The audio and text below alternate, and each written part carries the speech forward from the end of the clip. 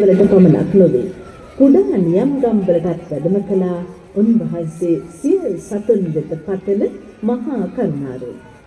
එසේ ධර්මදේශනා සඳහා වැඩම කළ තැන් අතර විශේෂ වුණා වජ්ජිරට. වජ්ජිරට පාලනය කළේ ලිච්ඡවි රජදරුවෝ. ලංකාවේ චන්ද කාලයට නිතර කියවෙන්නේ අන්න ඒ ලිච්ඡවි රජදරුවන් පිළිබඳව.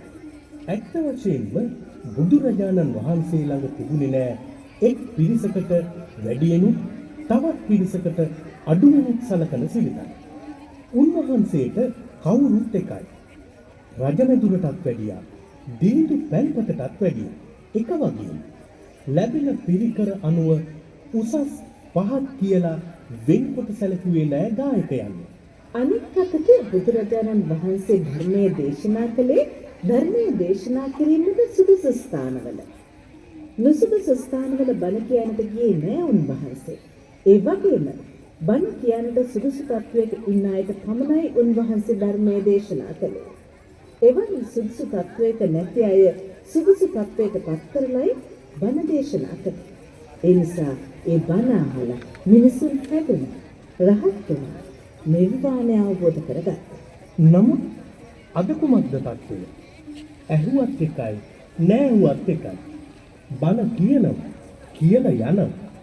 අපේ සංඝයා වහන්සේලා හොයන බලන්නේ නැහැ බණ අහන්න එන අය බණ අහන්න සුදුසු තත්වයක ඉන්නවද කියලා.